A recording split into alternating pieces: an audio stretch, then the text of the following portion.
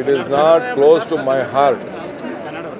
Mekedad is not close to my heart. It is the art of entire South India.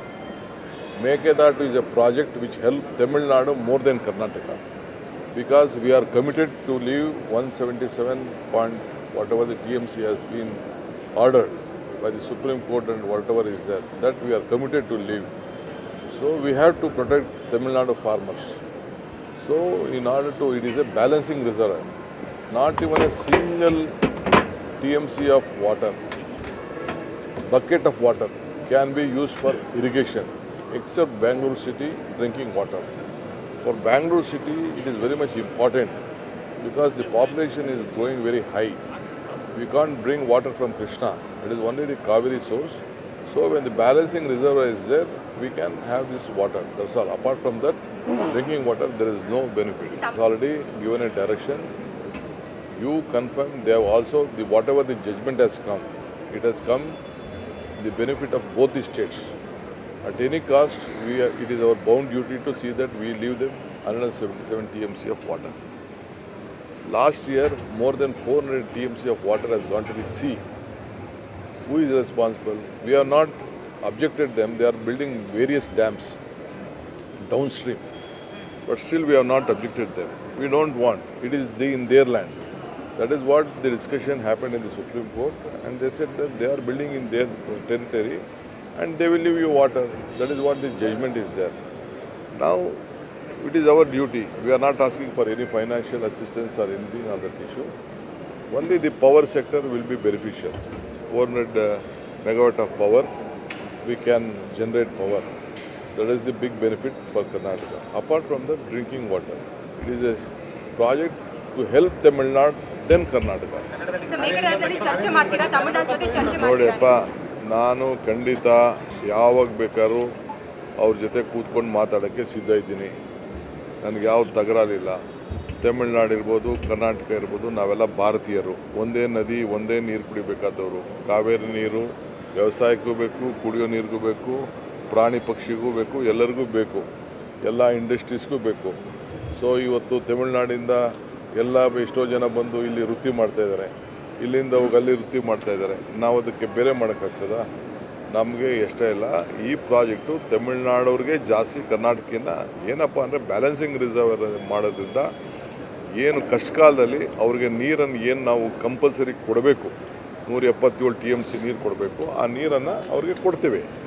ಇಲ್ಲಿ ಏನಪ್ಪ ಅಂದರೆ ನಮ್ಮ ಮಂಡ್ಯ, ಈ ಕಡೆ ಹಾಸನ, ಈ ಕಡೆ ಬೇರೆ ಏನು ನಮ್ಮ ಜಿಲ್ಲೆಗಳಿದೆ, ಚಾಮರಾಜನಗರ, ಆ ಜಿಲ್ಲೆಗಳಿಗೆ, ತುಮಕೂರು ಜಿಲ್ಲೆ, ಆ ಜಿಲ್ಲೆಗಳಿಗೆ ಇಲ್ಲಿ ಸ್ಟೋರ್ ಮಾಡಿಬಿಟ್ಟು ಆ ತೊಂದರೆ ಸಂದರ್ಭದಲ್ಲಿ ನಾವು ಕೆಳಗಡೆ ಬಿಡಲಿಕ್ಕೆ ಒಂದು ಅವಕಾಶ ಇದೆ. ಅವರು ಕರ್ನಾಟಕದವರು ಬದುಕಬೇಕು, ತಮಿಳ್ನಾಡಿಗೂ ಬದುಕಬೇಕು. ವಿದ್ಯುತ್ ಶಕ್ತಿ ವಿಚಾರದಲ್ಲಿ ನಮಗೊಂದು ಲಾಭ ಇದೆ. ನಾನಿಲ್ಲ ಅಂತ ನಾನು ಹೇಳೋದಿಲ್ಲ. 400 ಮೆಗಾವ್ಯಾಟ್ ಅಷ್ಟು ವಿದ್ಯುತ್ ಶಕ್ತಿನ ನಾವು ತಯಾರು ಮಾಡ್ಬೋದು. ಅತಿ ಕಡಿಮೆ ವೆಚ್ಚದಲ್ಲಿ ಪ್ರಾಜೆಕ್ಟ್ ಆಗ್ತದೆ ಅನ್ನೋದು ನನಗೊಂದು ವಿಶ್ವಾಸ ಇದೆ. ನಾವೀಗಾಗಲೇ ಅದಕ್ಕೆ ಏನೇನು ಬೇಕೋ, ಈಗ ಸುಪ್ರೀಂ ಕೋರ್ಟ್ ಅವರು ಈಗಾಗಲೇ ತಮಿಳ್ನಾಡವರ ಏನು ವಾದ ಇತ್ತು, ಆ ವಾದನ ಕೇಳಿದ್ದಾರೆ. ಅವರು ಜೊತೆಗೆ ರಿವ್ಯೂ ಹಾಕಿದ್ರು, ಆ ರಿವ್ಯೂನು ಕೇಳಿದ್ದಾರೆ, ರಿವ್ಯೂನು ರಿಜೆಕ್ಟ್ ಮಾಡಿದ್ದಾರೆ. ಸೊ ಅವರು ಸೆಂಟ್ರಲ್ ಗೌರ್ಮೆಂಟ್ಗೆ, ನೀವು ಸೆಂಟ್ರಲ್ ವಾಟರ್ ಕಮಿಷನ್ ಅವರು ಜವಾಬ್ದಾರಿ ತೆಗೆದುಕೊಳ್ಳಿ, ನಿಮ್ಮ ರೆಸ್ಪಾನ್ಸಿಬಿಲಿಟಿ ಇದು ಅಂತೇಳಿ ಸುಪ್ರೀಂ ಕೋರ್ಟ್ ಅವರು ಅವರ ವಾದನ ಈಗಾಗಲೇ ರಿಜೆಕ್ಟ್ ಮಾಡಿದ್ದಾರೆ. ಅದು ಬಿಟ್ಟರೆ ಈಗ ಆರ್ಡರ್ ಏನು ಬಂದಿದೆ ಅವ್ರಿಗೆ ಅನುಕೂಲ, ನಮಗೆ ಅನುಕೂಲ, ಇಬ್ಬರಿಗೂ ಸಮಾಂತರವಾದಂಥ ಆರ್ಡರನ್ನು ಅವರು ಕೊಟ್ಟಿದ್ದಾರೆ.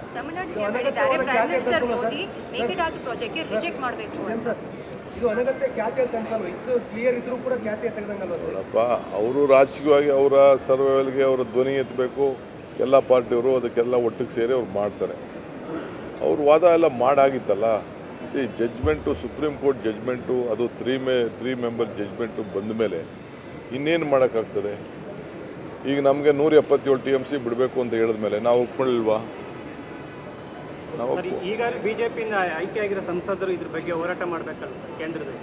ಅವ್ರು ಮಾಡ್ತಾರೆ ಖಂಡಿತ. ನಮ್ಮ ರಾಜ್ಯಕ್ಕೆ ಸಂಬಂಧಪಟ್ಟಂಥ ಎಲ್ಲ ಎಂಪಿಗಳು, BJP ಇರ್ಬೋದು, ದಳ ಇರ್ಬೋದು, ಕಾಂಗ್ರೆಸ್ ಇರ್ಬೋದು, ಎಲ್ಲ ಒಗ್ಗಟ್ಟಿನಿಂದ ನಮ್ಮ ರಾಜ್ಯದ ಹಿತನ ಕಾಪಾಡ್ತಾರೆ ಅನ್ನೋ ಒಂದು ಆತ್ಮವಿಶ್ವಾಸ ನನಗಿದೆ. ಸರ್, ಈಗ ನೀವು ಅಲಯನ್ಸಲ್ಲಿ ಇದ್ದೀರಿ, ಅಲ್ಲಿ ತಮಿಳುನಾಡಲ್ಲಿ ಈಗ ನೀವು ಕಾಂಗ್ರೆಸ್ ಸಹ ಅಲಯನ್ಸಲ್ಲಿ ಇದ್ದೀರಿ. ಹಾಗಾಗಿ ಒಂದು ರಾಜಕೀಯವಾಗಿ ಬಳಸ್ಕೊಂಡು ಇದನ್ನು ನೀವು ಸಮಸ್ಯೆ ಇತ್ಯರ್ಥ ಪಡಿಸ್ಬೋದು ಸರ್? ಖಂಡಿತ ನಾವು ನಮಗೇನು ಅವ್ರಿಗೆ ಮನವಿ ಮಾಡಬೇಕು, ಖಂಡಿತ ಅವ್ರಿಗೆ ಮನವಿ ಮಾಡ್ತೀವಿ.